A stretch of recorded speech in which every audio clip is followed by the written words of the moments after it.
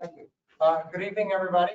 I'd like to start with public comment, if we have any.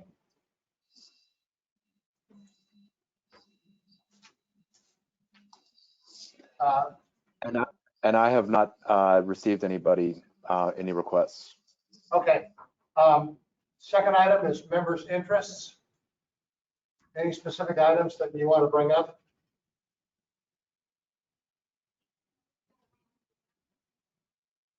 Okay. I'd like to go ahead and introduce ourselves as we go around the table, then we can approve the minutes. Peter Davitt, Temple Terrace. Carl Price, City of Tampa Parks and Recreation. Katrina Corcoran, Planning Commission. Jim Sharp, Vice Chair. Tim Horse, Citizen at Large.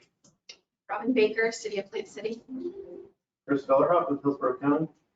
Diane Miller, at large. David Aylesworth at large. Thank you. I'd like to vote on check the approval of the minutes from the last meeting. Any changes or modifications to them?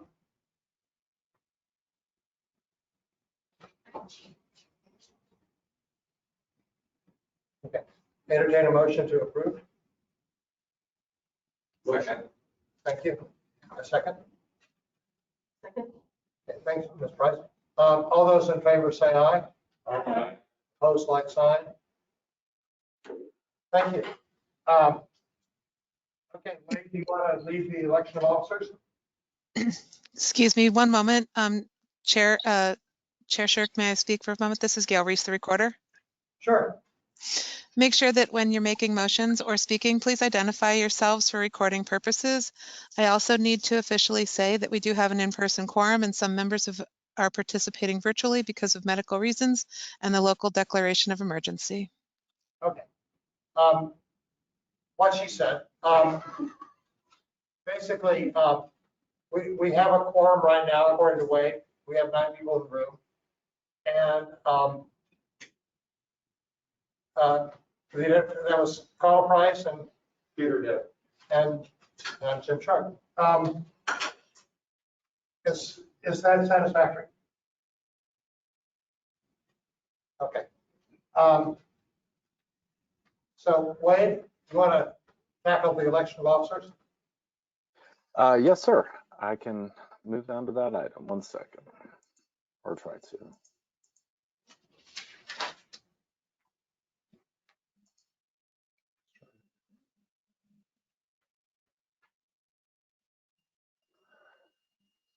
All right. So first, I would like to thank Mr. Forbes for sticking with us for the last 2 years plus, but I think it's almost that long over. It's a lot of term, but we have appreciated your leadership and I are happy that you are remaining on the committee to provide that continuity.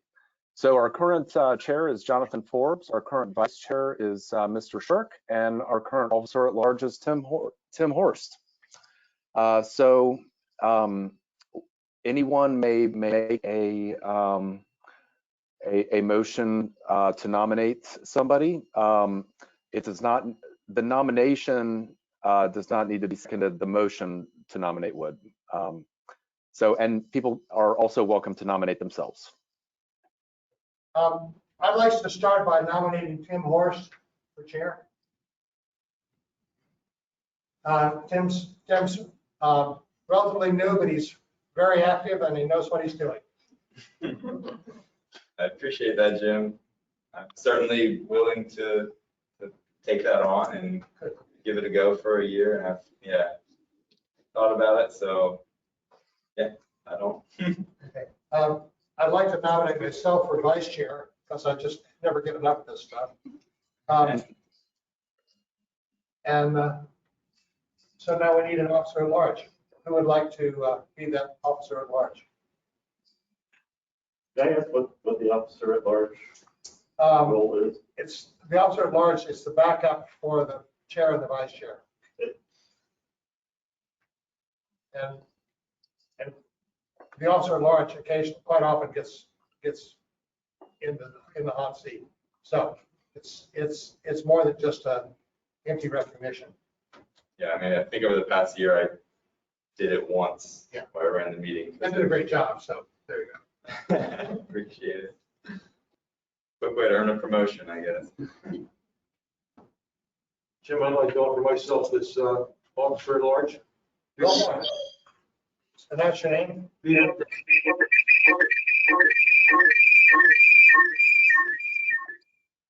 That's exciting. That was good.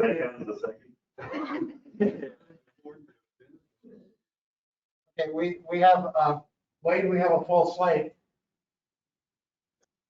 Great. We can do that with one motion to approve Mr. Horst as chair, Mr. Shirk as vice chair, and Mr. Davitt as officer at large. Is that correct?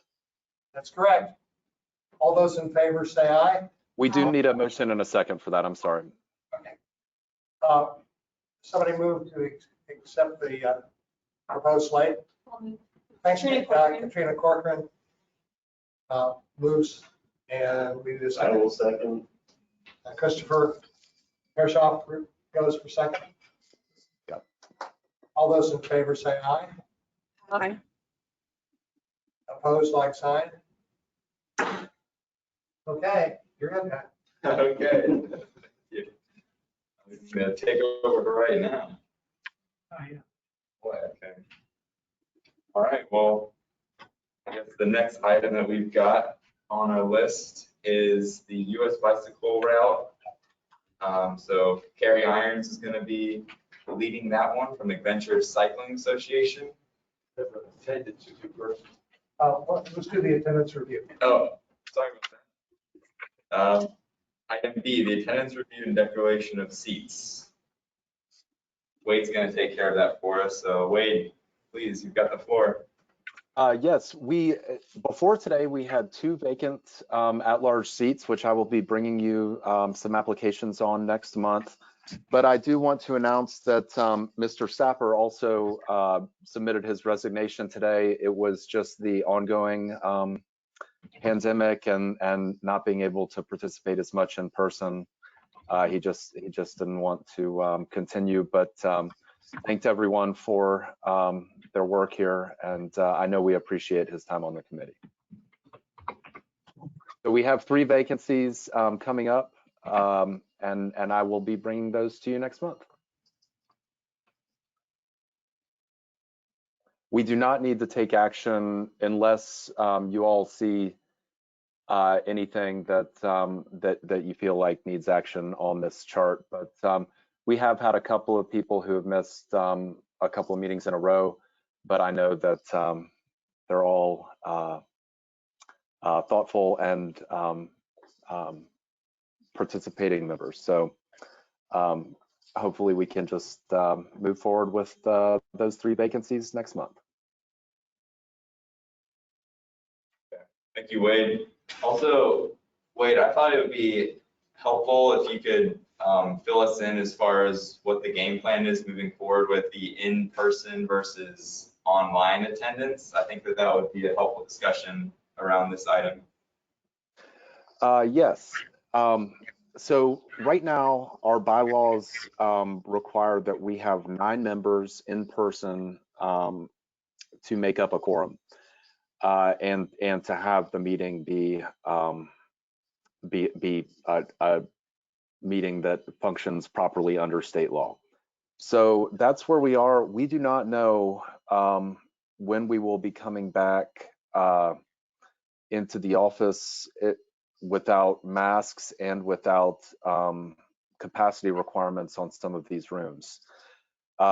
This building, for example, had been on a mask optional policy for 2 or 3 months, and we are now back to mandatory masks in the public spaces of the building. So the short answer is I don't know when we will be doing fully back to normal. We will be continuing to always have that virtual option for both the public and for members of the committee who are unable to attend but still want to participate. Thank you, Wade. I appreciate that, just because personally I kind of feel the same way that Mr. Sapper did with the difficulty of the online attendance. And I guess it's my personal preference to meet in person, and I just feel like we get better engagement that way. So as much as I can, I'd like to advocate that we move towards that eventually. So, all right, well, I think that's everything. Do we need to do a motion to pass this or approve this, or should we just move on? Just move on to the next item. Okay. So the next item is Mr. Irons going to be leading that. It's the U.S. bicycle route, Route 15, some follow-up. He's with us from Adventure Cycling Association. So please, Mr. Irons, you've got the floor. And Carrie, I can't hear you, but would you like to be the presenter, or would you like me to pull anything up?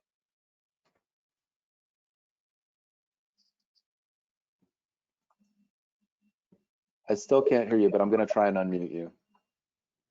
Try now, Carrie. Okay. It said I was muted by the organizer, so it's hard to break through that. I do have a presentation I could share, or maybe Wade, I don't know if it'd be easier to do it from your end, or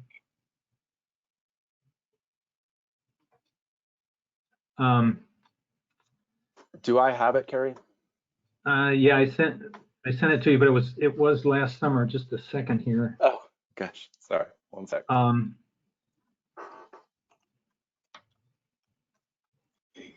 The PowerPoint, but I'm looking for. I've been doing so many Zooms lately. I forgot how to do go to meeting. So if somebody can walk me through share my screen. I can make you the presenter, Carrie. 1 second.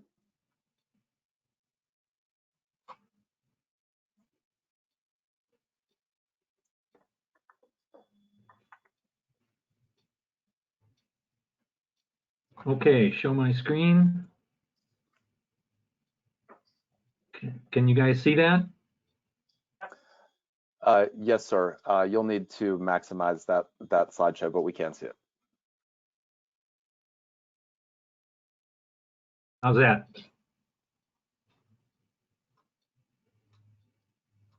We are seeing the 2-slide page, which is fine, I guess, but I don't know if there's another full screen. Not obvious to me. Just we'll go through this quickly, and then we'll go back to regular screens. So the U.S. Bike Route System is a national system of bicycle routes aimed at long-distance bicycle travelers. It's federally recognized. It's under the jurisdiction of AASHTO, the American Association of State Highway Transportation Officials, and we're proposing U.S. Bike Route 15 extension through Hillsborough County. Currently about 18,000 miles of numbered and signed routes. Roughly a third of the routes are signed. There's no signage requirement, but it's something we try to do when we can. States, DOT, so FDOT is the agency that actually submits the application to AASHTO. AASHTO is the national membership organization of all of the state DOTs, so it's the American Association of State Highway and Transportation Officials. I don't know what just happened there.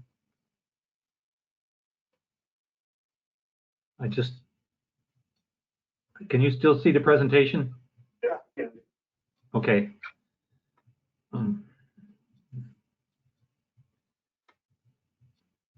And Adventure Cycling Association, the organization I'm with, we're the technical support organization to AASHTO for the U.S. Bike Route System. We're a nonprofit. Our mission is to inspire, empower, and connect people to travel by bicycle.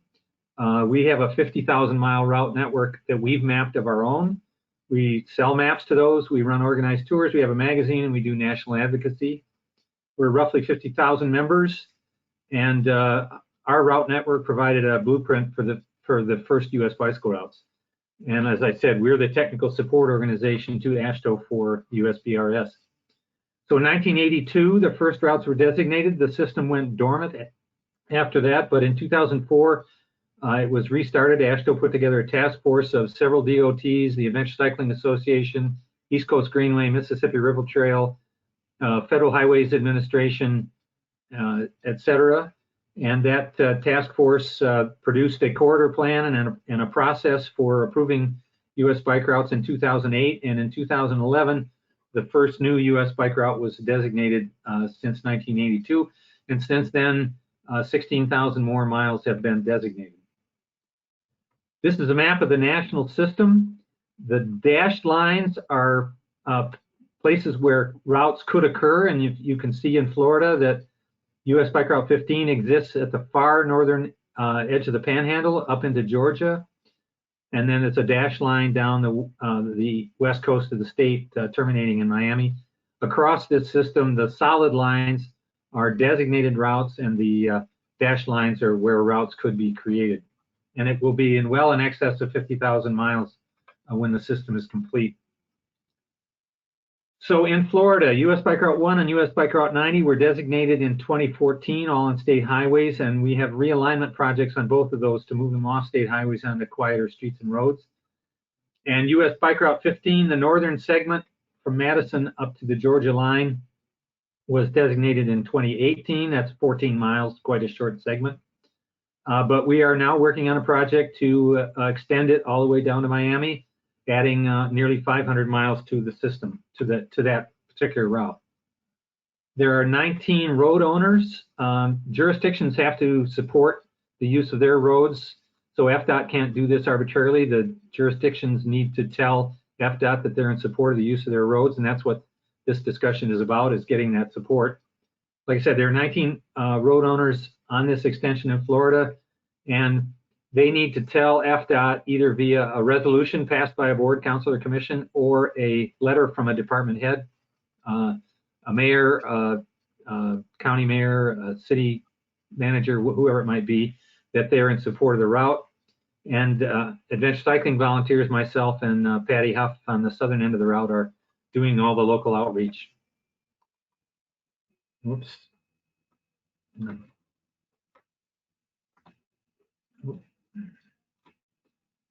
I've got a backup here. Here we go. So this is the proposed route through Hillsborough County. The link at the top of the page is live, so you can look at it at any time. You can zoom into any level of detail. Along the left side there is at least a partial listing of the roads and how the mileage posts for each one of them. And this is the draft route. It comes in on Florida 39 and then uses the following roads. And any changes that Hillsborough County wants to make will be reflected in the map. The map link stays the same, but that's the current proposed route. And I keep saying draft and I keep saying proposed because that's what these are. Input from the county can change it. So we expect that local input, and local agencies do have the final say. So when they request a change of the route, that's either accepted or negotiated. And the reason I say negotiated is if the route change proposed by a given jurisdiction affects an adjacent jurisdiction, then that has to be negotiated to make sure that both agencies support the change. So what's the benefit of USBR designation? In some places, and I would use the two existing USBR 90 and USBR 1 in Florida, those are already pretty heavily used by long-distance bicycle travelers as people who are doing cross-state rides, longer rides, cross-country rides. US Bike Route 1 starts in Bar Harbor, Maine, and Maine has actually added an extension on up to the Canadian border. But it does, 15 would be a completely new route in the sense that it's not an existing nationally recognized US bike route or route put together by other organizations. So it designating a US bike route, and it's a mapping project. It really is. There's no construction involved. There's no maintenance requirements, engineering requirements, design requirements, signage requirements. AASHTO recognizes that imposing any requirements on a county or a city would be a barrier, even minor requirements. But it does provide improved routes for travelers. So people, once a route is designated, they can find it on the DOT websites and on Adventure Cycling's website. They can find an opportunity. If somebody says, I want to do a ride down the west coast of Florida, well, they can find US Bike Route 15 and do that. Obviously, it's an environmentally green tourism, no traffic congestion resulting. And of course, for smaller communities in particular, we know from 45 years of having adventure cycling long distance routes designated that when one of these routes comes through a small community, that bike shop, campground, small motel, small restaurant, they know that they're on a recognized bike route. They recognize the additional traffic, and it can be a significant economic impact. There's a whole bunch of studies all across the country on the significant impact of bicycle travel. So I'm the volunteer coordinator on this project. There's my contact information, phone number, and email address. And then Jen Hamelman is the national coordinator for the US Bike Route System, and there's her contact information, etc. So with that, questions or comments? This is Jonathan Forbes, and thank you very much for the presentation. Question though, is there any plans or activities used to interface with Florida's Coast to Coast Trail? Because it looks like that intersection would be around the area of Ridge Manor, I think it is where it comes across east-west. We have the Coast to Coast Trail on our radar, but of course it doesn't fully exist yet. And so one of the challenges, and I'll just brief history, the reason we have a route here for US Bike Route 15 is that Patty Huff, our southern volunteer on this southern portion of this route, has been getting requests for many years from people who want to ride through Florida. And she has gotten feedback from those riders and has put together a route so that when somebody calls or emails her, she can send it out. And so her route has been the basis for this this proposed project. We would need something similar on the coast to coast. We would need the portions of the trail that don't exist. We would need somebody to put together a route. Florida DOT is interested in it. We're interested in it. But as of now, I haven't found anybody who says, hey, here's a way to connect the pieces that exist and turn that into a cross-state route. So should that happen, we would be ready to go with that. There's been a lot of activity probably in the last 12 months concerning that exact bridging. And I see Sally's got a hand up. Let me just finish this, Sally. That there is a lot of designated routes or people have taken those routes, and they typically do have it on ride with GPS. The second thing I have, and I'll be quiet, is I'm going to assume, if you can confirm, that USBR 15 signage will be all up and down this route. I've done I've done 21 up in Georgia for a week, or for a while, but I was just wondering, is that how this is going to be marked as well? That would be a combination of FDOT and local agencies to do that. As of now, none of the USBRs in Florida are signed. Okay. So there has to be basically a source of funds and a project put together to make that happen. We have been involved in signing projects, both doing them ourselves and then working with states and so on, but every state is different. So far, FDOT has not found the funds to sign the USBRs that were all on state highways, and I'm not sure how that would work with local agencies, but as of now, there's nothing in prospect. All right. Thank you, Kerry.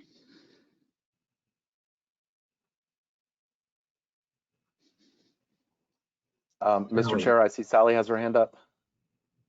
Am I unmuted now? Can you hear me now? I can't. Can you hear me? Yeah. We can hear you. Okay, I'm sorry. I am an honorary member, formerly board member of the Florida Greenways and Trails Foundation, and we had a board meeting last week, and we discussed the bike route, and people, I don't think contact has been made with that, the Florida Greenways and Trails Foundation, because, you know, they are the instigators or starters or whatever of the coast to coast. Tina Russo is now working in Pasco County, and she is on that board, and she talked about it. And one suggestion I would make is, and there was interest in connecting with you guys, and also maybe at the March tri-county bicycle BPAC meeting that could be brought up with respect to plugging in with Pasco County and Hillsborough County. Yeah, I've been in touch with Tina regards 15, back and forth quite a bit. But if somebody wants to get a hold of me, again, my contact information, and we can kick off a discussion on, as I said, I've had a chat with FDOT. They are interested. Right. We Adventure Cycling are interested, but I haven't, nobody's, and I've been focused on 15 obviously a lot, as well as 90 and 1. Yeah, if somebody would get a hold of me and have a detailed discussion about the possible route and where that all stands, and how to move it forward. And it, by the way, it would be a number like 111, or I'm sorry, 101 or 115. So it would be a spur route, a connector route, a 3-digit route number with an odd number at the beginning, just like when an interstate has a spur into a city, they number them the same way. Do you know exactly where it's going, where it's crossing the coast to coast? Where the 15 is crossing the coast to coast? Where is, I thought this was 11, 15, yeah. I know it in the same way that I know the names of the kids I went to high school with. I just can't remember it right now. I did look it up, and I noted where it potentially would connect, but I don't know exactly off the top of my head. Okay. Sally, this is Jonathan. Sally, it uses a lot of the Withlacoochee State Trail, so okay. that's Well, where you're going to have that commonality. And then another person who was attending this meeting last week, who's in this south of us, was asking about it. So there is, it's on the radar. It just hasn't been totally plugged in. Okay, I have your, Carrie, I have your information. So I'll see if I can get in touch with those people. Great, I'll watch my inbox. Mr. Chair, we have at least one more question online, which is from Ginger Regalato with FDOT. She is asking who at FDOT reviews this route proposal? Dwayne Carver. I'd like to just, for everybody's information, this is Chris Keller with the county. I just want everyone know we have received this proposal from Carrie, and I've been communicating with FDOT and colleagues in Pasco County and in Polk County about where we connect, and it's presently under review. I've been tasked to kind of develop into a formal report we can circulate amongst all the departments if we have an interest in this, but I don't foresee any big problems with it, but no decisions have been made, and I'm in the process of developing it into a formal report that we can circulate and make sure we get all the approvals we need. But it's in process, and we're committed to getting a decision soon. Yeah, this is Tim Horst. I had gone back and forth a few weeks ago with Mr. Carey about his proposed route, providing some alternative routes, and we kind of had a couple of discussions. So I was pretty confident of the route that he had picked, and I heard a lot of his reasonings for it. So I just wanted to get that on the record that we did that and had that engagement, and I think he's got a pretty solid route. Also, by the way, Mr. Irons, whenever this does get, I guess, officially approved as a route, I would say do reach out to me at that time, and I know some of the people over at District 1 who do signing and pavement marking, and I may be able to help facilitate that conversation about, you know, possibly getting it signed. Obviously can't promise you anything, but I think I could help facilitate that.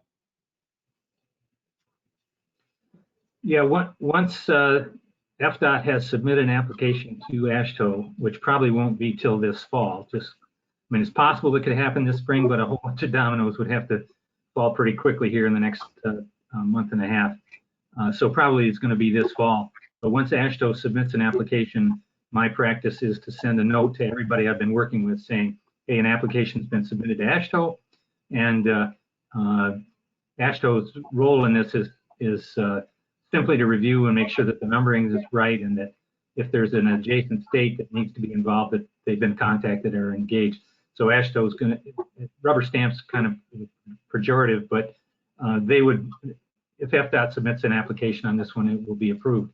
So I would contact all the people I've been working with and let them know that this is moving forward, and would be, in the fall, it would be approved Thanksgiving-ish.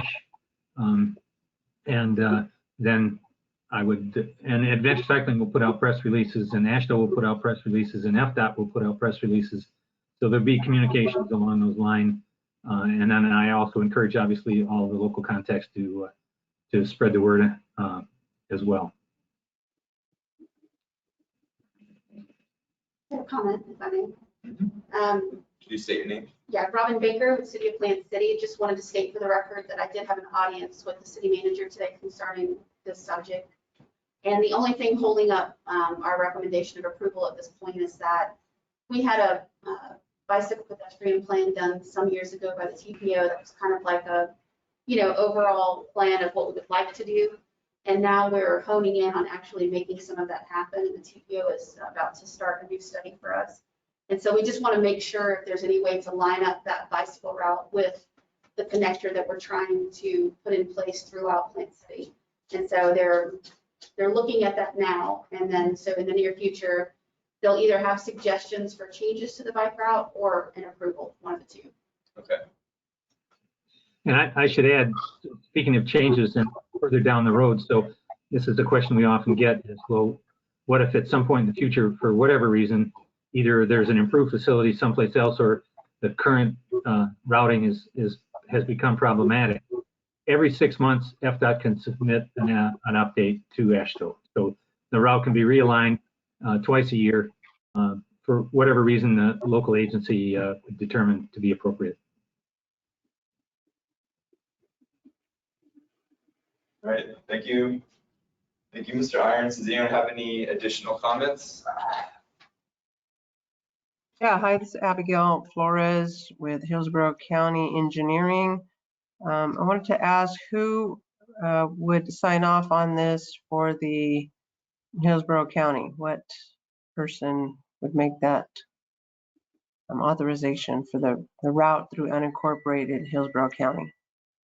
Yeah, I'm glad you brought that up. So my obvious question from this is from a process standpoint, so what are the next steps? FDOT needs to hear from the county, and the county is the one who determines who the county is. So if, for example, your, I don't know what the name of your roads and bridges department is, DPW, whatever the name of that department wanted to send a letter to FDOT, that would be fine. If the county board wanted to pass a resolution and send that to FDOT, that would be fine. But yeah, for all the pieces that are on county-owned roads, and I've got sample resolutions and sample letters that the county could use for that purpose. But yeah, so having reviewed here at the BPAC, does the BPAC need to pass a resolution to go to the county and to the other communities within the county, or how would that work? I can answer most of that. The BPAC could certainly make a motion supporting this route. They could make that motion pending coordination with Plant City and Hillsborough County for their approval. It's really up to you. I mean, alternatively, we could wait until we have the approval of those of Hillsborough County and Plant City. But if the membership wants to support the route as it is, pending any changes that may be requested by Hillsborough County or Plant City, that would certainly be acceptable as well. The reason I ask is, and sorry, Sally, the reason I ask is I've been in situations before where I go to the county and they say, what does the BPAC want? And you get a little chicken and egg going there. And I find either way, I just need to know how it should proceed. Chris, I think, I'm sorry, but Chris is staff person for the Hillsborough Greenways Committee, and I think we can coordinate between the Greenways Committee and BPAC, Wade, There may be other things to do, but I think those are the two committees that need to be talking to each other with Plant City, and Plant City serves on that committee, on the both. Wade, this is Ginger from FDOT District 7. I realize that you're getting Dwayne Carver from central office to review and sign off, but you would also have to get District 7 DOT to review as well, not just central office. All of the districts have been copied on this. Who from District 7 has been copied? I don't have that off the top of my head. Let me see if I can. It's all right. It can be put in the minutes, but I would like to know from District 7 who that person is. Wait, I'll send you the. And I would tell you, in some cases, district people have been well engaged in a fair bit of discussion, and in other cases, they've been copied.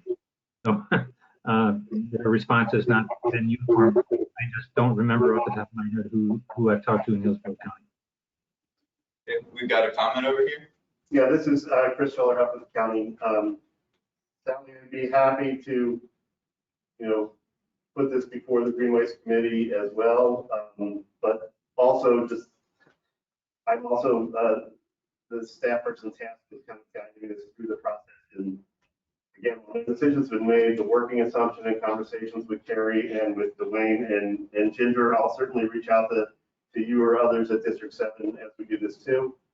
The working assumption based on the models that Dwayne and Carrie talked about in discussions with folks in my office is that we would, after getting buy-in from all the various departments who would have an interest in this, we are probably try to get a board of commissioners resolution in support of this.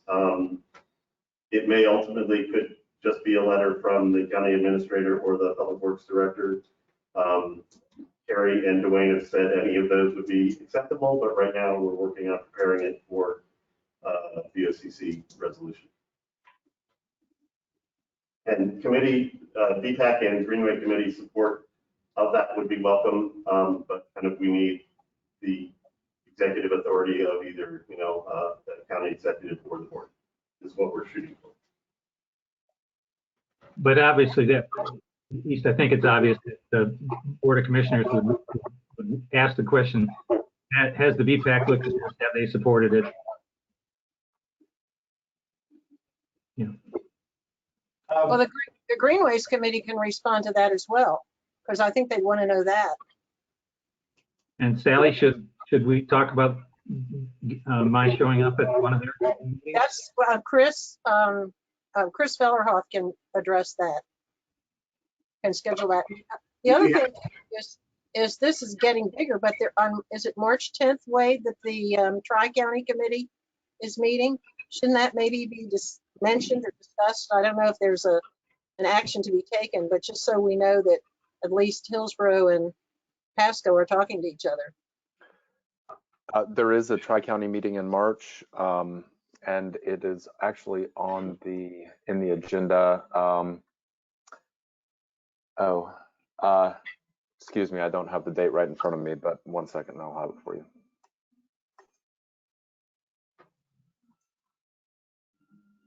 And I will be passing that along in the next day or so to our membership. Came through this week.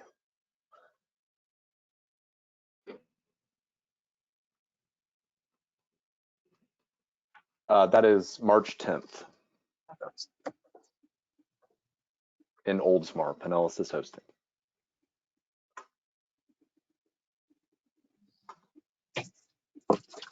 Hi, this is Abigail Flores with Hillsborough County Engineering. We would like to review it before voting on it. So to get back to my department and look at the routes and get back to the committee with any concerns and comments. So how long should we provide for that? How long do you think would you like to review it?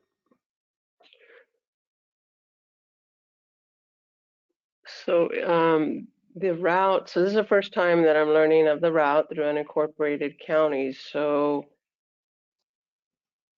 I think 4 weeks would be good for us to take a look at it. In that case, it would probably be best to bring it back to the committee in March. Back to the BPAC? Yes, sir. Okay. Chris, Fellerhoff, what's the date of our Greenways meeting? March 2nd is our next meeting. Okay. I would not be available on that date. Well, I can certainly, I'm going to be the staff person. And Abigail, I'm preparing a report based on what I've gotten from Carrie and FD for circulation amongst various county departments, and that will be coming around in the next couple of weeks. That's what I've been tasked to do. And if we've got the buy-in from those departments in time for that meeting of the Greenways, I'd be happy to, well, I mean, I can give an update about that. I'm knowledgeable that I could present it at that committee is something that we've been tasked with as a department. And Carrie, we certainly welcome you, but I think I could present most of the information. You and I have talked about it enough times, and I'll certainly communicate with you if we run into any hiccups along the way as I circulate it amongst the departments. Yeah, if anybody wants a copy of this presentation, then get a hold of me. I can email it to you. All right, does anyone have any other comments on this item? If not, I think we can go ahead and move on. I think this discussion's been very helpful. So thank you very much, Mr. Irons. Thank you very much for your time. All right, the next agenda item is the annual updates of safety targets. And this is going to be led by the TPO staff by Connor McDonald. So we can go Yes, ahead. Connor, I just made you the presenter. Connor, you should be able to see it.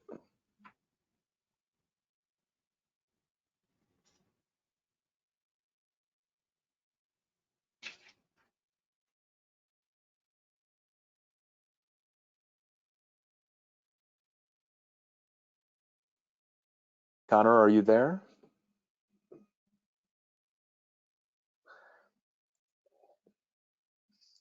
Okay, 1 second. His name just became italicized. I'm not sure if he got booted from the meeting or what. It does now say panelist offline, so I'm not sure what to do about that. Wait, you know what? Why don't you give me a moment to get loaded up and I can present in his absence. Do you know, Johnny, do you know if Connor is at his desk here or at home? Not sure. All right, well, I've got the PowerPoint loaded up if you want to turn it over to me. Can you hear me? Oh, there he is. Hey, Connor. Hey, Connor, let me make you the presenter. Sorry about that. I'm not sure what happened. The connection was fine and then it lost. Thank you. Sorry about that. The connection lost as soon as I came up. So I appreciate everyone's patience.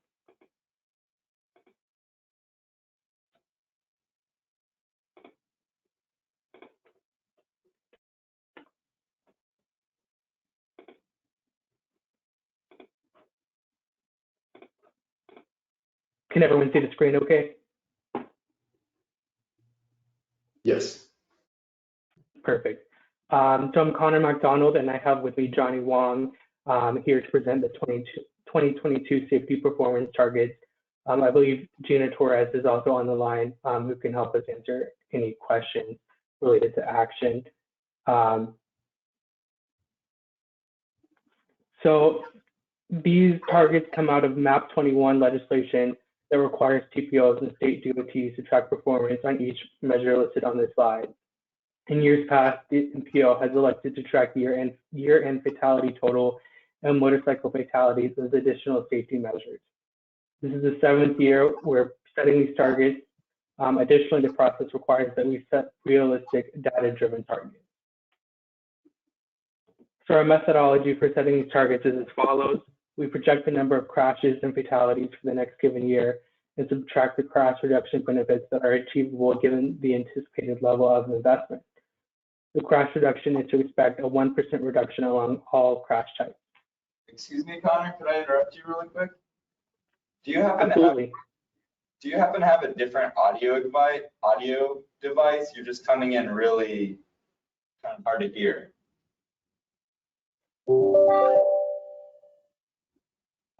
I can disconnect my audio device and see if that works a little bit better. Thank you for letting me know.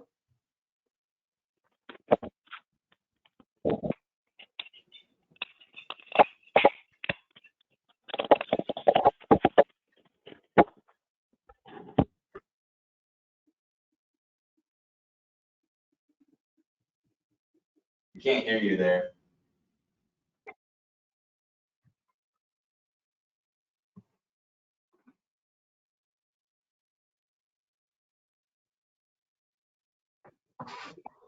Can you hear me now? Yeah, you're much better. Perfect. Thank you for letting me know. So the first target, we are reviewing annual actual fatalities. This is a record high in 2021 at 255 crashes. With trend prediction and a 1% reduction factor, we are predicting or hoping to set a target for no more than 253 fatalities. The next target on annual fatalities is on a 5-year rolling average. Since this is an average over 5 years, the number is not expected to decrease. We predict no more than 200, where we hope to set a target of no more than 224 fatalities on a 5-year average. So this map on this screen shows the fatal crashes in 2021 along Hillsborough County.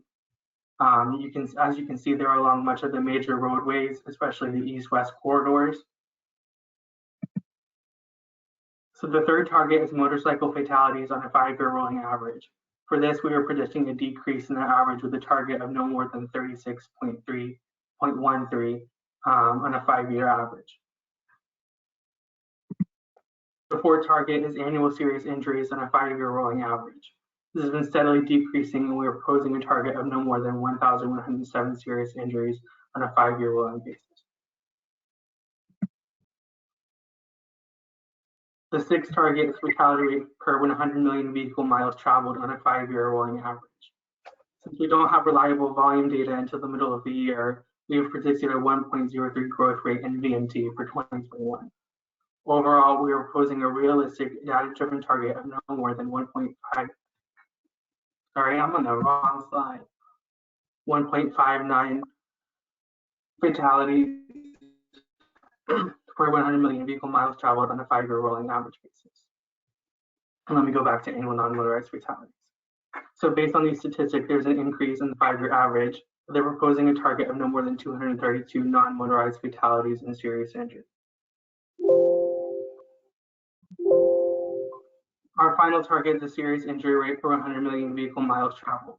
We have seen a steady decline in this trend, and we're proposing a target of no more than 7.49 serious injuries per 100 million vehicle miles traveled on a 5-year rolling average basis. So this next slide is showing where we met our targets and didn't meet our targets in 2021. We set a target of 190 fatalities in 2021 and had an actual of 255, so we did not meet that target. We set a 5-year rolling average of 195 with the actual of 212, so we did not meet that target. For serious injuries, we set a target of 1,201 and had an actual of 1,025, so we did meet that target. For serious injuries, for motorcycle fatalities, we set a target of 34.95 fatalities on a 5-year rolling average basis. We did not meet that target. For non-motorized fatalities and serious injuries, we set a target of no more than 230 fatalities and serious injuries. We met this target right on. For the next fatalities per vehicle miles traveled on a 5-year rolling average, we set a target of 1.38 and had an actual of 1.51, so we did not meet this target. And finally, serious injuries per million vehicle miles traveled on a 5-year rolling average. We set a target of 8.49 and an actual of 8.17, so we did meet this target. This next slide is intended to get us to forward thinking or the committee thinking on what actions we can take to address some of these concerning numbers. Currently, the Vision Zero program has 4 action tracks to increase safety. One being short-term, low-cost treatments like paint saves lives. Another being equitable enforcement. The third being public outreach strategies. And the fourth being policies and programs. So for the future, we'd like to discuss what crash details can the TPO staff provide to assist in making informed, data-driven decisions. Finally, here's a list of our 2022 safety performance targets. Again, the realistic data-driven approach tells us to set a target of no more than 253 annual actual fatalities, no more than 224 annual fatalities on a 5-year rolling average, no more than 36.13 motorcycle fatalities on a 5-year rolling average, no more than 1,107 annual serious injuries on a 5-year rolling average, no more than 232 annual non-motorized fatalities and serious injuries, no more than 1.59 fatalities per million vehicle miles traveled, and no more than 7.49 serious injuries per 100 million vehicle miles traveled. With that, the recommended action today is to approve the calendar year 2022 safety performance targets and forward them to the TPO board. It's also to submit suggestions to improve performance in high crash areas and or what additional data we can provide to make informed decisions. Thank you.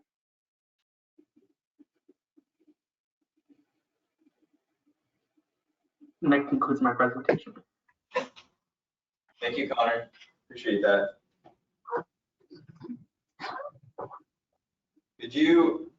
I have a question for you, Connor.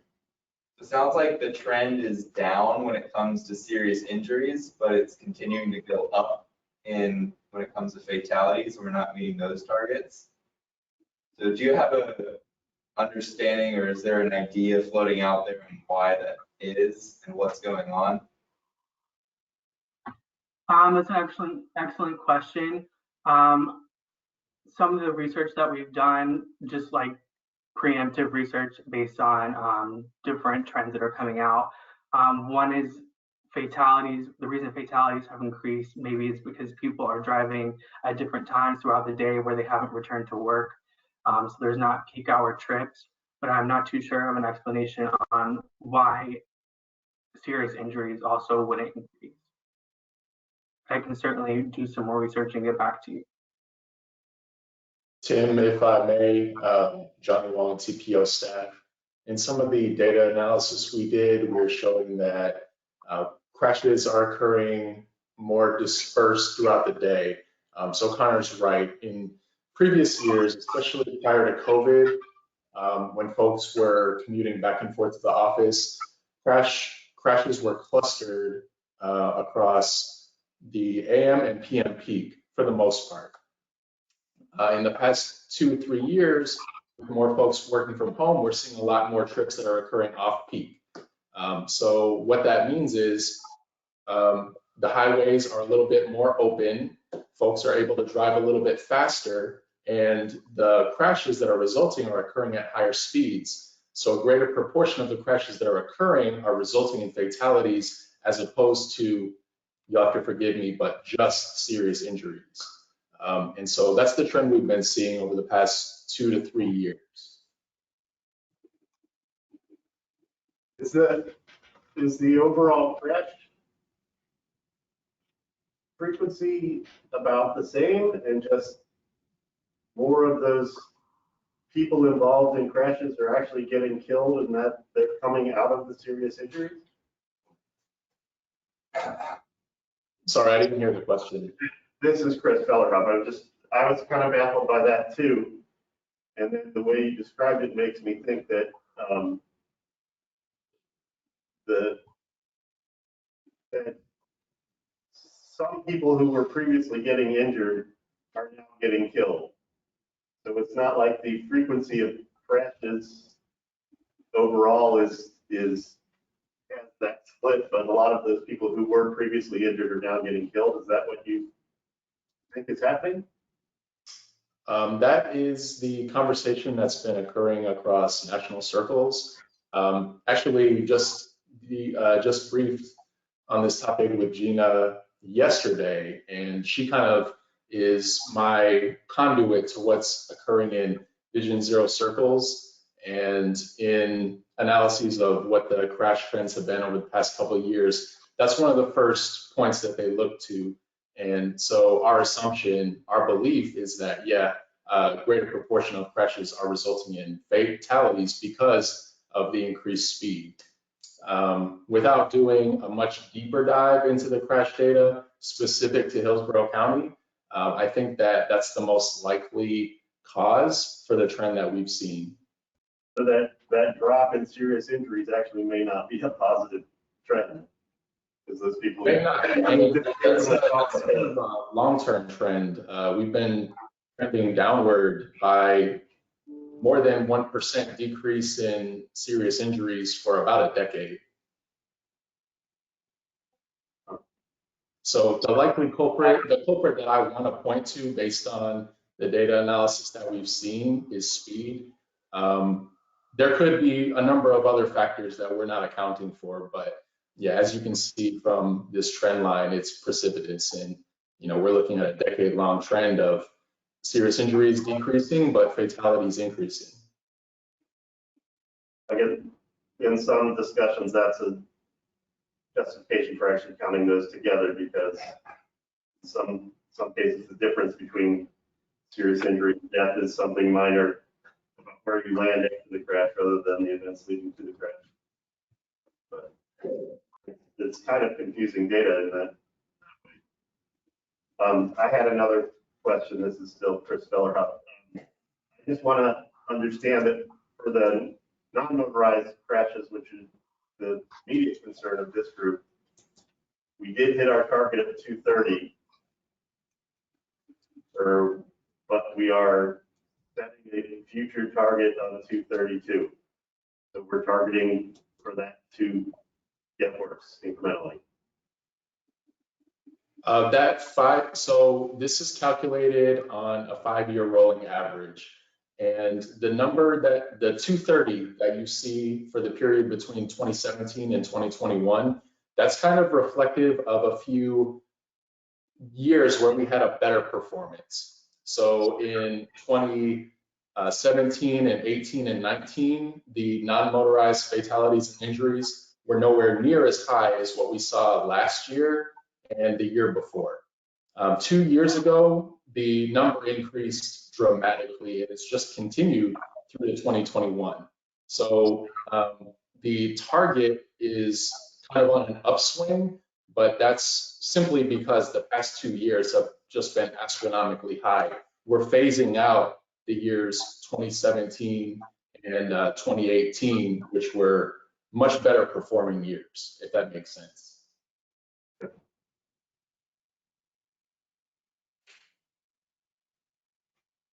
Wade, I've got a question. Since it sounds like speed is the primary cause in a lot of these crashes and what's moving them from serious injuries to fatals, does it make sense for us to pass a motion to support reduced speed limits and greater enforcement? Just as like a statement for support for those two guiding principles for the larger community?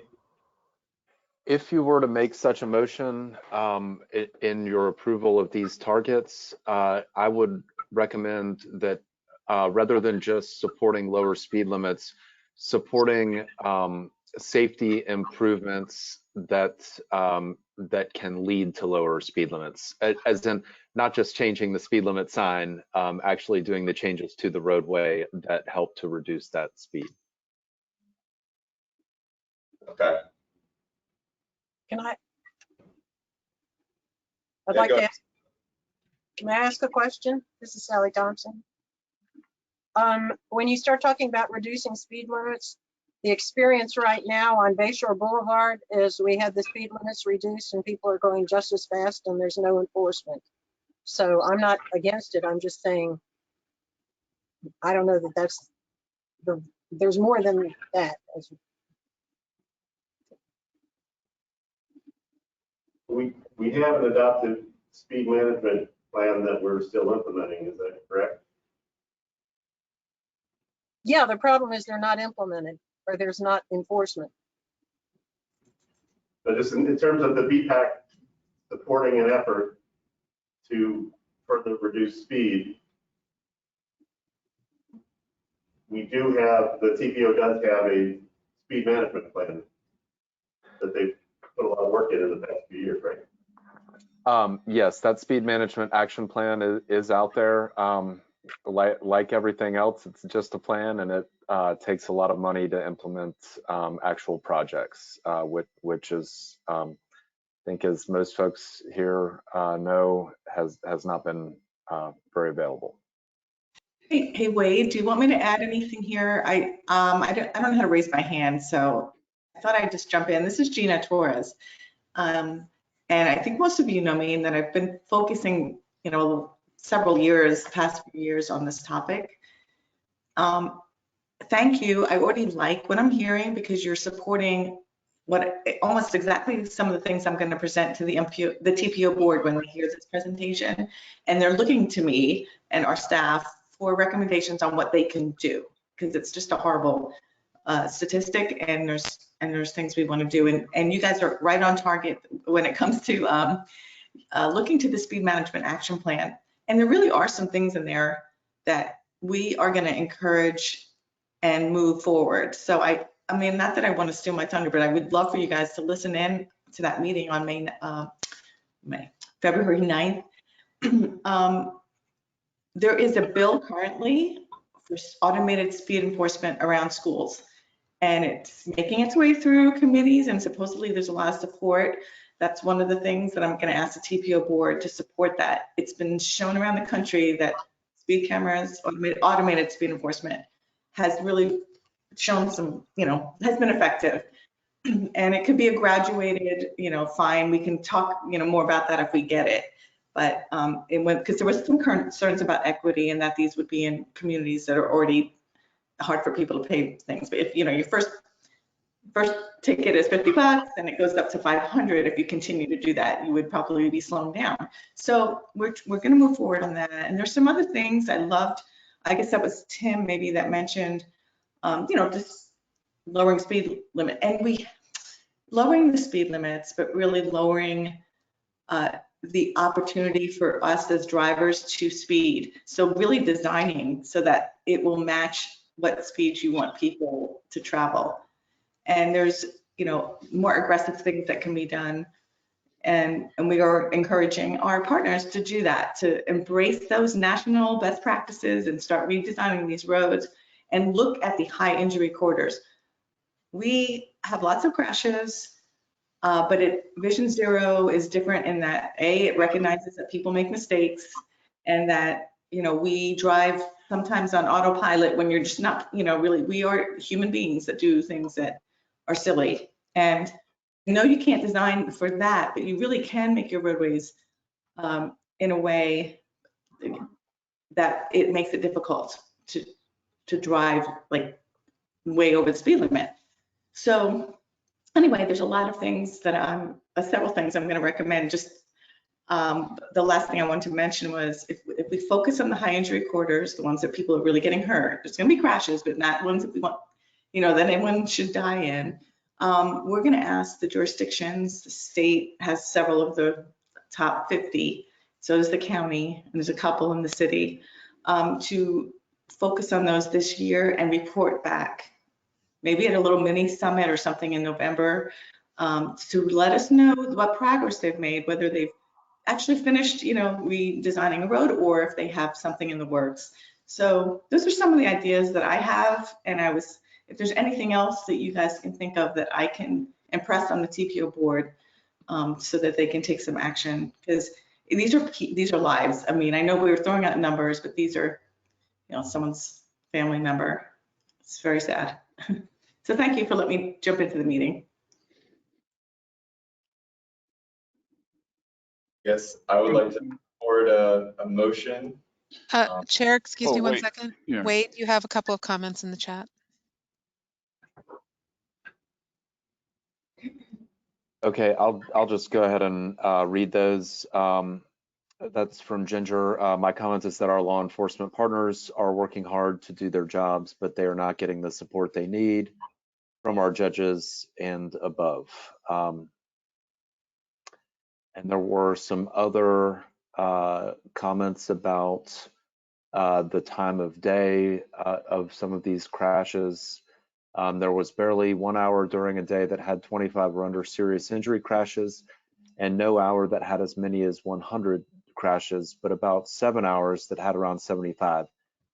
In 2019, there were 2 hours at 100 or over, and about 5 had 25 or fewer. So that goes back to that smoothing out over time, that these are just happening all times of the day, rather than at rush hours where we may have seen it in the past prior to the pandemic. Okay, Mr. Chair, it's Jonathan Forbes. May I make a comment, please? I think we've gone through this this presentation over the years, and it's never a comfortable conversation to have. And I think it's since this is a public meeting, I think it should be fair to say that it's the objective that there are no fatalities and there are no serious injuries with any situations. It's just this tool is just there to monitor the effectiveness of the programs and facilities in place. Is that a pretty fair statement to kind of summarize? Yes, I definitely agree with that. All right. All right. Thank you. Thank you, Mr. Chair. Okay, I thought I could go ahead and try to bring some of these ideas that we've gotten presented together in a motion, just as a statement of support for certain actions for the MPO board to be aware of. So the motion I'm proposing, this is Tim Horse, is to provide additional funding to implement the TPO's speed management plan and for increased speed enforcement. Thought that those were two items that would be effective in potentially mitigating some of these fatalities that we're seeing out there. So do we want to have a discussion about that? Jim Sharp, I have a question. For the law enforcement people, are law enforcement officers advised of the impact of speed on fatalities? Or is this, in other words, when you're trying to get the law enforcement community to be more aggressive in maintaining speed limits, has it been explained to them why it's important, especially for non-motorized users?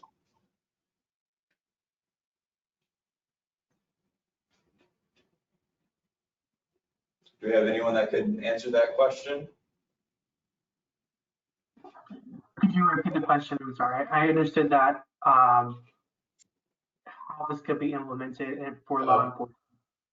Jim, I think that Gina might be the best resource to answer that question. She's our liaison to the community traffic safety team. And I know that they frequently have law enforcement officers in attendance. I personally don't know the answer to that question. Okay, and I'm sorry, I am here and I'm listening, but could you wait or the chair repeat the question? I mean, I heard a little bit about the law enforcement and maybe how to do this, but I'd like to hear it again.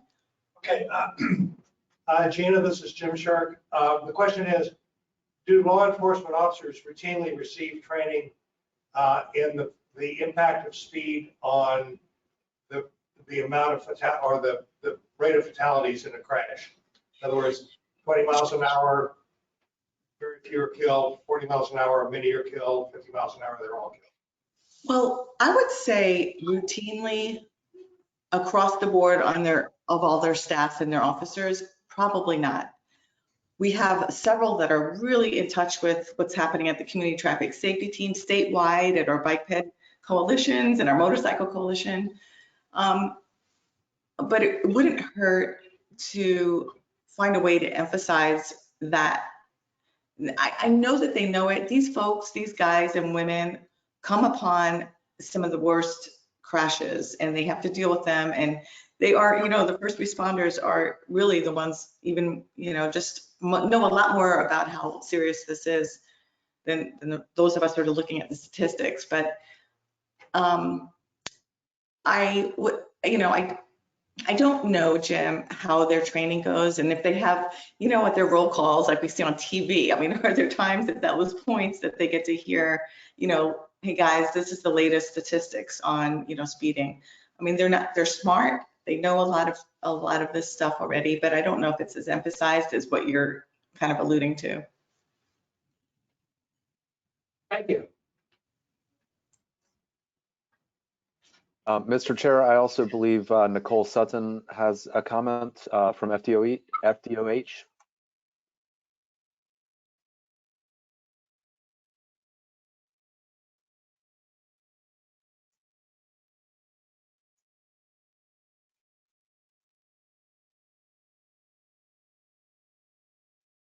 And I apologize, Nicole, I might have had you muted. It looks like you should be able to unmute yourself. There we go. Okay, awesome. Thank you. I apologize. I just wanted to just kind of weigh in just a little on this because I also am aware, like from the court system side, how this is a social justice issue that is really important to the SAO, and looking at how this becomes kind of a point of entry. Like somebody may get a speeding ticket and they can't pay it, and so they become that kind of becomes a point of entry, right? Where then they end up having their license revoked and all of these sort of things happen. And it's part of what happens in clogging up the court system. So while I hear, that this is a potential mechanism to look at, my mind goes back to the need to address really social norms, how we influence design, and those sort of pieces. Because when we use or focus so much energy on the punitive measures, of course, nobody wants anybody to speed. But none of us want people to be injured or to lose their lives. It is so preventable. There's no, it doesn't take away from that, but there is this whole other side to that. So I heard someone talk about that just a moment ago and saying that there isn't necessarily a lot of maybe support from above, or and I think that that's because of the approach. And if we look at what's kind of happening with our court system and how many cases and what many of those cases are, that's where that comes from. And it might be useful to have at some point bring in that perspective around the fines and fees issue and the social justice issue that's involved in that. Great point. Really good. I like hearing that. Thank you.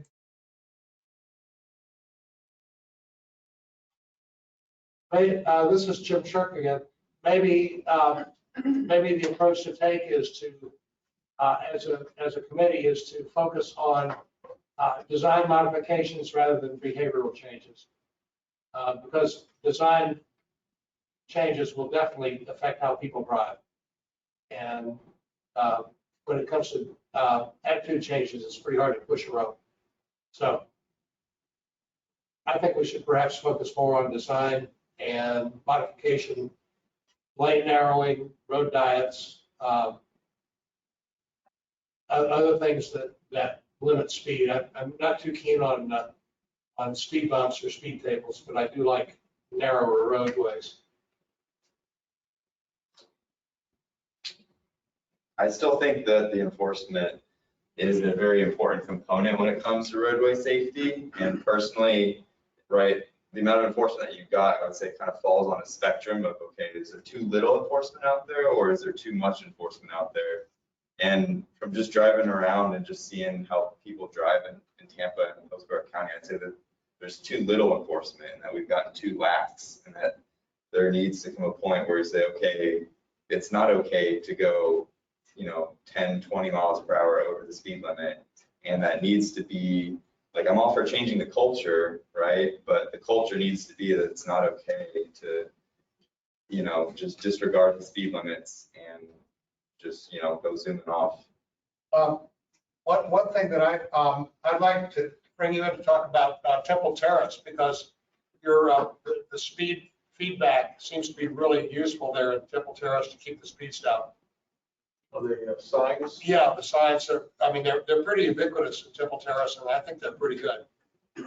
We could certainly use more in Tampa, I would think. Good question. This is Chris Bellerhoff.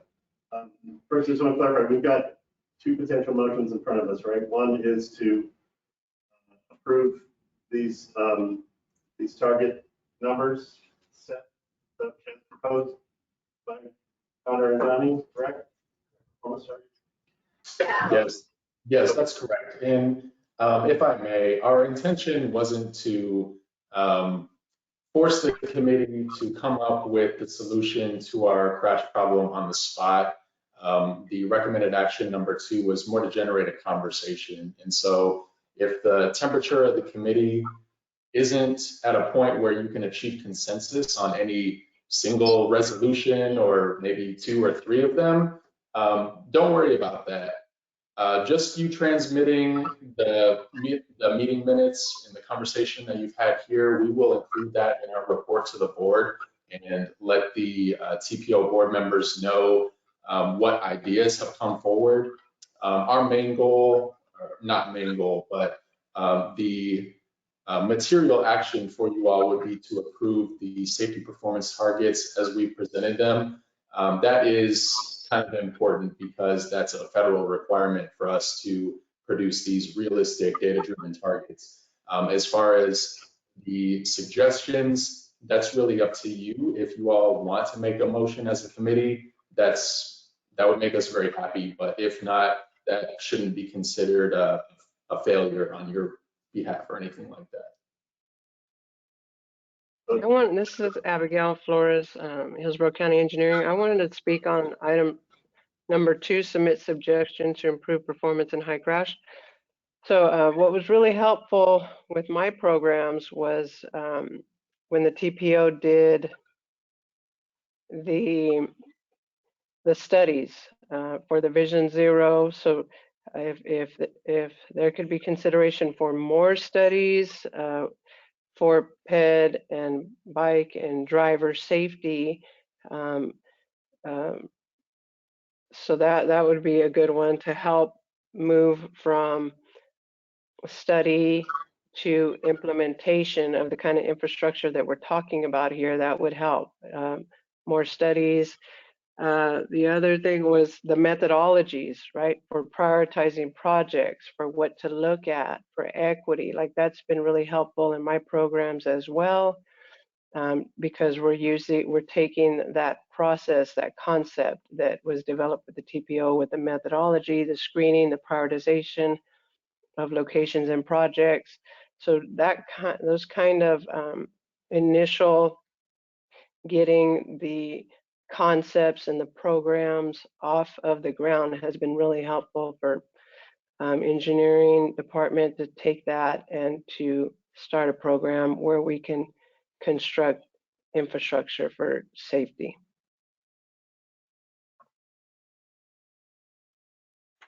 Thank you for that comment, Abigail.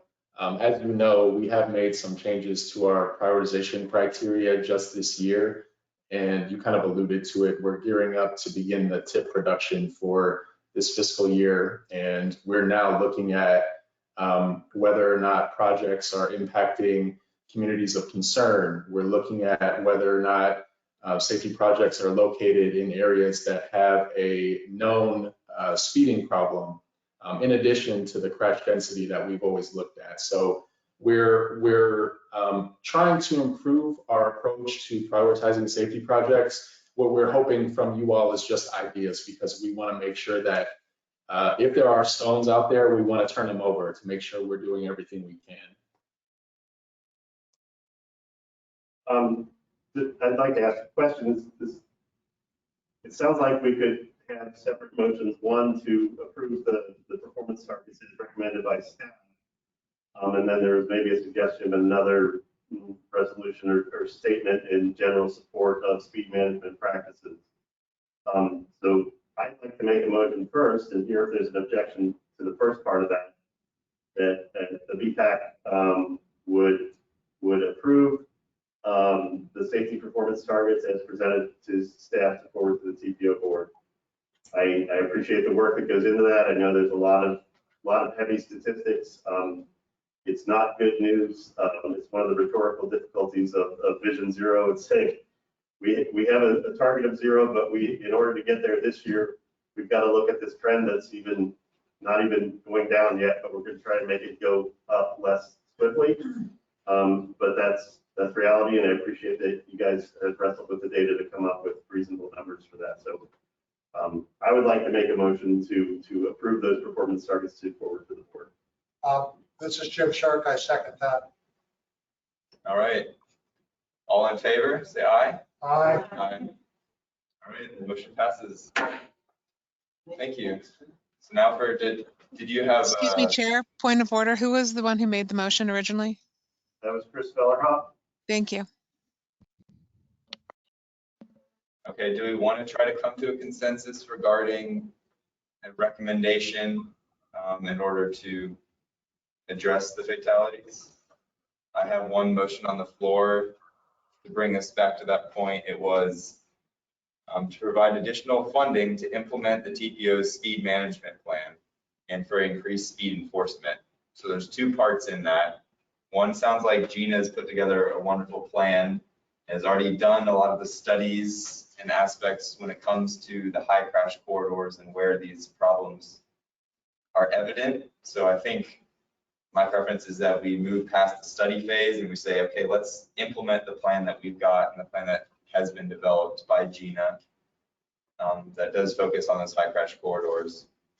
So where are we at in terms of in favor of that one? And then we can have a separate conversation about increased speed enforcement, whether we want to advocate for that. I'd like to ask you a question.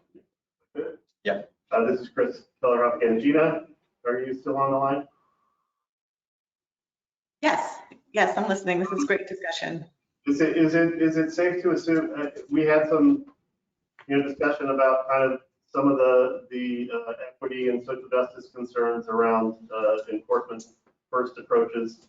We've had some talk about kind of design approaches and cultural changes and what have you. Is it safe to say that your speed management plan has sort of a comprehensive approach that includes all of those approaches in various ways? Yeah, it sure does. And I'm pulling out different pieces of it to highlight. And so far, everything you've said really helps confirm that I'm heading in the right direction. I will add that one of the things that I'm going to ask for, gosh, you're just taking all my thunder to the TPO board, is that with the new Infrastructure Investment and Jobs Act, there's a grant for safe streets and roads for all.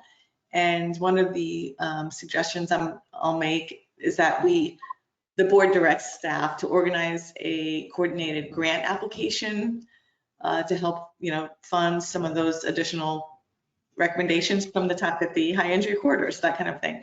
So yes, so far everything you've talked about comes directly from both the Vision Zero action plan, but really the speed management action plan. So this is really helpful. This is good. But if we had a motion supporting implementation of the speed management plan, that would be in effect supporting design, evolution, cultural change, and enforcement altogether. And funding, yeah. Yeah, it really does. And I understand what Tim is saying, but yes, it would, because we haven't implemented all of it, all of the strategies. So I think that's really effective. Okay, well then I'd like to change my amendment to provide additional funding to implement the TPO's speed management plan, and just that, since that seems like her plan covers all aspects of speed management. I'd second that. Robin Baker, sorry. Okay. As a point of order, somebody will need to make that motion. So, Thank you. as Jim Shark, I move that we support the funding and additional funding for this speed management plan and to reduce the level of serious injuries and fatal crashes. Okay, Robin Baker, second. Second. All right, all in favor say aye. Aye. All opposed? Any opposed? All right, the motion passes. All right, thank you all. Have a good night. Thank you. Thank you. Thank you. All right, moving on. The next item on our list is this Tri-County Mobile Bike Map by Jared Osman as part of the Pinellas staff. Is he with us? Yes, can you all see me? Sorry, just making sure. Okay, and it looks like I can go ahead and share my screen, although you're probably all viewing yourself at the moment. Let's see here. All right. Can you see a GIS map on your screen by chance? Yes, we can. Okay, perfect. All right. So just for the record, my name's Jared Austin. I'm a principal planner with Ford Pinellas, so over across the bridge. And for some time now, I've been working with Wade over on y'all's side in Hillsborough, our staff, and then also some of the staff from Pasco County, essentially to develop a tri-county mobile-friendly map that folks can take out when they, plan to traverse their own county, or if you want to come over and visit us on our side of the bridge. And you'll be able to sort of find where the nearest overpasses are, if that data is available, bike paths, trails, that sort of information. And it's also geolocated, so you can actually find out where you are specifically and start navigating on your route. So that's kind of a high-level overview. I will also state that, as planners, we wanted to include a lot more information than you probably see here in terms of the different facilities that we have included in the legend. But one thing that was really important for us as we moved forward with this project was to just ensure that we have continuity between the counties, because we all do things a little bit different, but we wanted one sort of uniform map that made sense to the user while they're out, on their route. And so we presented this to the Tri-County BPAC. So if you're a part of that committee, this is probably no new information. But what we have included, again, is overpasses and underpasses, trail parking, unpaved trails, bike facilities, and paved trails.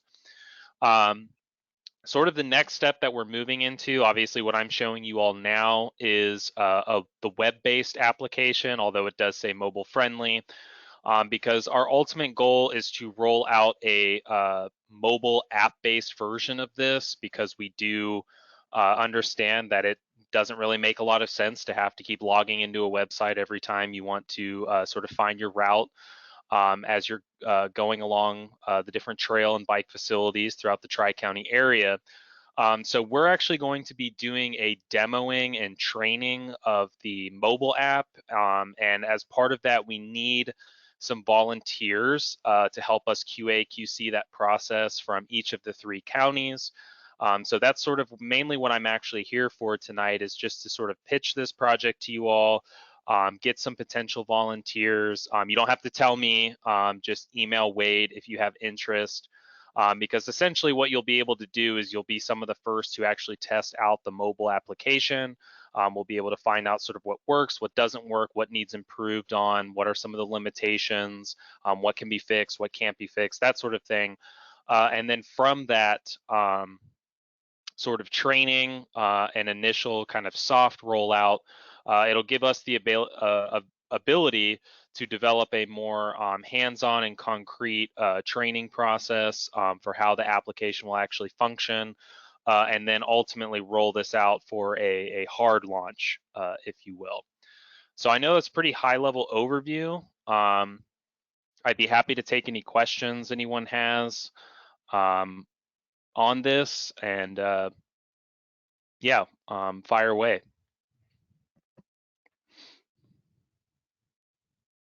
If any. This is Jonathan Forbes. Could you remind us again the difference between the colors, the purple, the burnt orange, and the green? Yeah, sure. So I guess I unshared my screen too early. So so the green is going to be the trail networks, any of the paved trail networks. Anything in purple is going to be a bike facility. I will provide as a caveat that bike facility, we can mean a designated bike lane or a share row.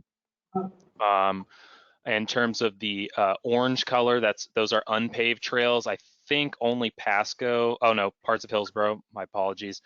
Parts of Hillsborough and Pasco have the unpaved trails. And then where we have the data available for trail parking, which is namely along the Pinellas Trail, and then overpasses and underpasses that are in Pinellas County, we have those available as well. I should say pedestrian overpasses and underpasses. Thank you. Yep. So Peter Davitt, Temple Terrace. Will there be any interface with like Street View? So if you're looking at this GIS map, and you want to see what the road looks like or the neighborhood, if there's available Google type of thing, will that be any interface with that? So I think I understand what you're going at. Let me see if I can move this Like around real fast. with GPS, and you click on the little guy and you drag him over to an intersection, it'll show you what the intersection looks like if you've never been there. So in the mobile version that we're developing, there is an opportunity to, drag and point and specifically geolocate to, yes, an intersection in theory. You'll also be able to change, you'll be able to change the base map so that it's an actual aerial. So you'll see sort of what's actually on the ground versus this is more of like a sort of cartoony projection. So I'm not sure if that answers your question, but that's at least what will be available in the functionality on the mobile application. That's great, thank you. Yep.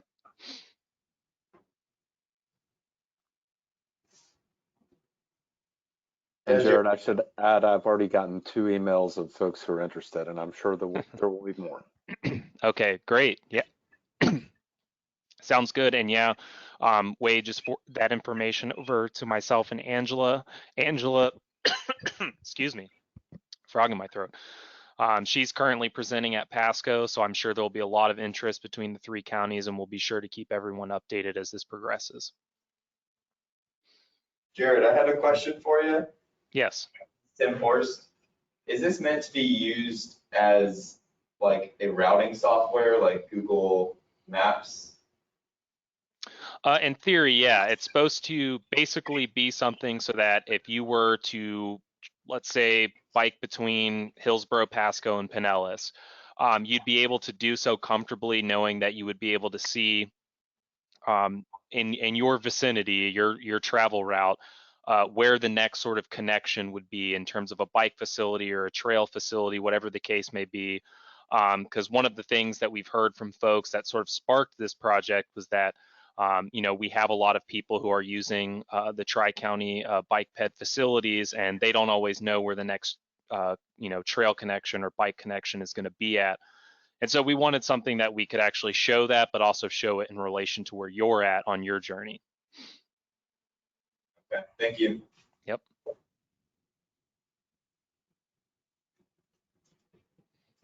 right, do we have any other comments, questions? Okay, so Jared, you said that you needed from us volunteers? Yeah, if you just want to email Wade, if you're interested in sort of demoing this project with us, myself and Angela over on the Ford Pinellas team, we're going to be, she's our primary bike ped planner. I'm just sort of representing our agency tonight over here, but we're going to be working together to get sort of training together. It'll be virtual training and sort of rollout or soft launch of this program and sort of get initial feedback and then ultimately take that information back to roll out a hard launch sometime shortly after that. So yeah, again, if you're interested, just email Wade and he'll forward that information over to us. Okay, thank you. Yep. All right, so we've got an old business, and actually, does anyone have anything else to add or say for that one before we move on? Okay. All right, well then we can go ahead and move on to the next agenda item. It's just an old business and new business articles regarding scooters in the river. So Wade, are you going to inform us about what this is? I'm going to let Mr. Forbes handle that. Okay. Alrighty. So good evening, everybody. There was an article, and I'm just kind of want to have a dialogue for a little bit. There was an article in the newspaper back in November concerning some work that the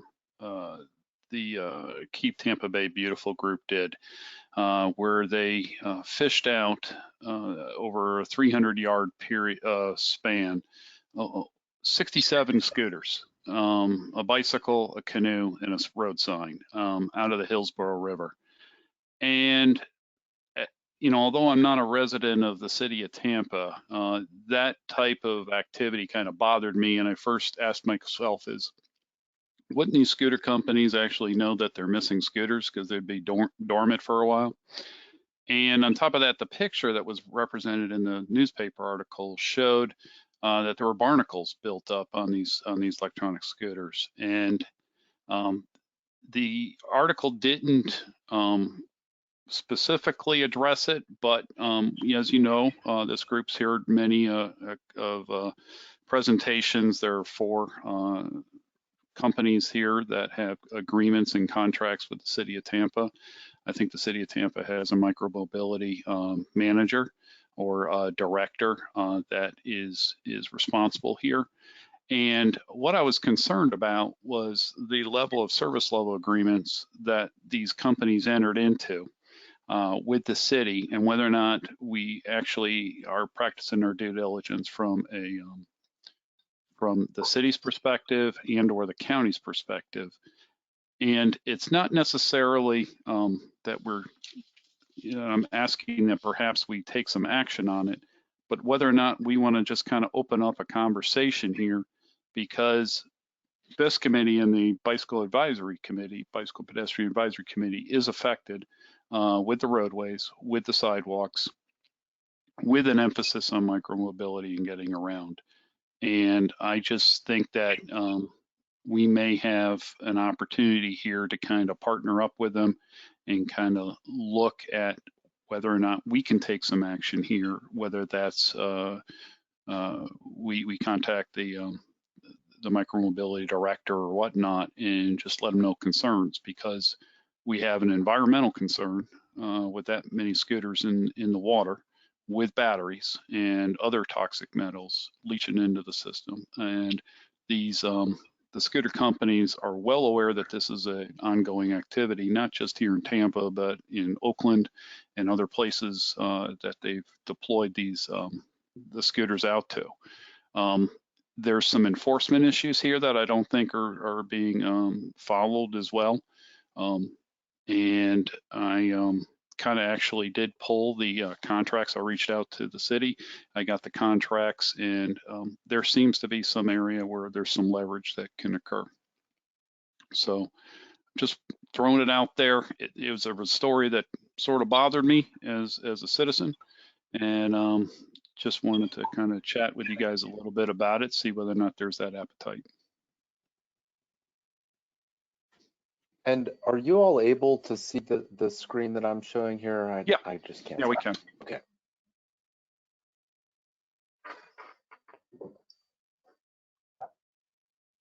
This is Jim Shirk. My principal concern with that are, as Jonathan pointed out, the battery materials, whether they're lead acid or they're lithium ion or NiCad or whatever. When the batteries break down, it's not good for anybody, particularly lead acid. That's true. And in the agreement here, and this is just the simple math here, is each scooter company is required to inspect each unit at least once a month. And I think you can tell that picture that those scooters look like they've been missing for less than 30 days. And as a rider and a commuter from coming where I live, downtown Tampa, and using the cycle track in Sharrows, I am constantly having to dodge the scooters that are kind of left in an abandoned perspective. And there's an enforcement issue. The city of Tampa Tampa PD has been charged in the contracts to enforce the impoundment. Yet another newspaper article said that the city of Tampa is not going to be scooter police. So we kind of have an issue where fingers are pointing in all over places here, and it's something that I'm not happy about it. I would say This is that. Len Watson. If I could maybe add a little bit here. Jonathan, I think if you would forward me a link to these articles, I would believe that somewhere in the rules for the Hillsborough County's Environmental Protection Commission, there's probably some avenue in there, some way we could address or look at that. So let's start let me take a look at that and bring that to our agency and see if there's some way we can also get involved in that. Will do. And what you're looking for is some of these news articles from across the country. Yeah, just to give me a starting point to go to the appropriate people in our agency that would deal with the illegal dumping and potential surface water contamination. Okay. I will do that. If the committee would like, I can certainly ask Calvin Thornton if he'd be willing to come talk to us about the micromobility problem, or micromobility program generally, and the changes that are coming up, because I do know that there are e-bikes as well as a citywide program on the horizon. Alrighty. Well, no other comments. I certainly appreciate your guys' time. Thank you. Jonathan, I was. Peter, do you want to make a motion about this? Well, the motion I would make is this committee open up a dialogue with the City of Tampa's micromobility department to partner up with some of the potential options that we can use to make sure that our streets and ways are free of debris, meaning these scooters, and that there's some sort of checks and balances in place in order to ensure that there's compliance with the agreements that have been reached with each of the vendors. So that would be my motion.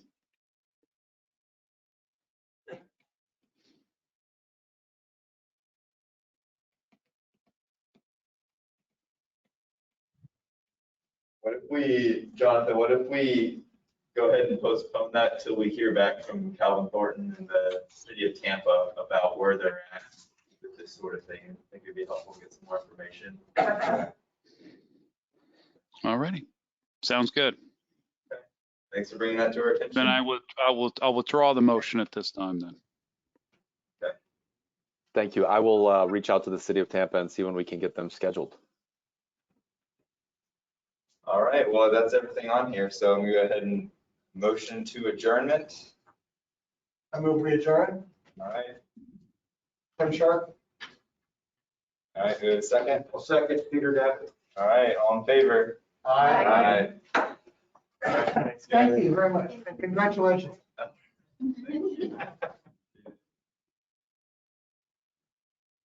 Let's get out of here. I gotta go.